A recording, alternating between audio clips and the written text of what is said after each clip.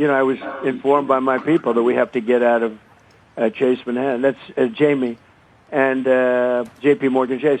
So I said, I can't believe it. Well, I was never in this situation before. I've never had anything like it. And it's not like, gee, you defaulted on a loan. I can understand that. That's different.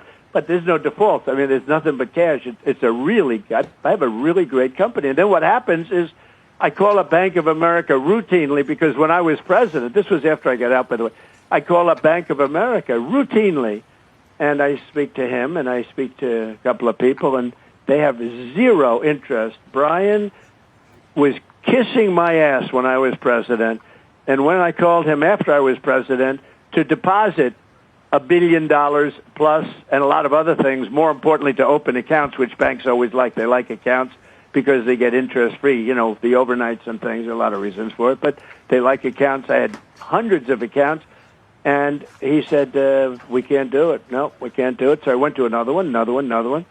I ended up going to small banks all over the place. I mean, I was putting 10 million here, 10 million there, did 5 million, 10 million, 12 million. I have them all over the place, the craziest thing. And it's lucky I even had them. They were doing me a favor. And that's because the banks discriminated against me very badly. And I was very good to the banks. I had the greatest economy in the history of our country when I was president.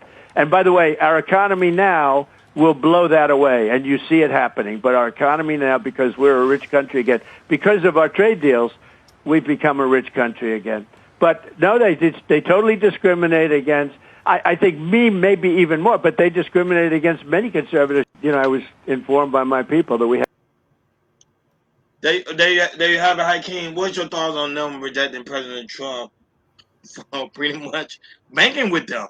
He got discriminated. Go right ahead.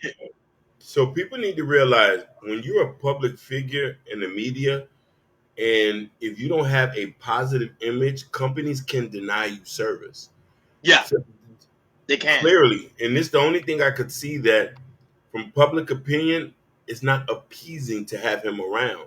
So if customers, which is the vital source of businesses, if they say, hey, President Trump's bank here, they'll lose way more money than just having one person there.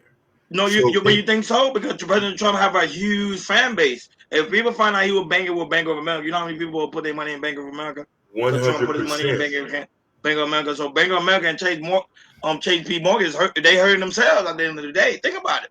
Yeah, they are. But here's the thing: a lot of people think of public opinion. Some people have liberal views, and these could be liberals who it doesn't align with them to have a person like Trump on as a customer. Good point. It's the same thing where they deny foreign nationals to bank with us. TD Bank is a Canadian company. They don't accept everybody. Switzerland, Sweden, they got banks that a lot of people like to go bank with. They don't take Americans. It's just socially not acceptable for them to do that. But President Trump is very, very not happy. But to me, he got enough money, he could create his own bank, which I think he probably might do, knowing him. Yes. His mind. Remember, his mind's on the business trade. So you already know if he get denied one area, he's going to create an opportunity for himself. And watch what I tell you. People are going to bank with that bank because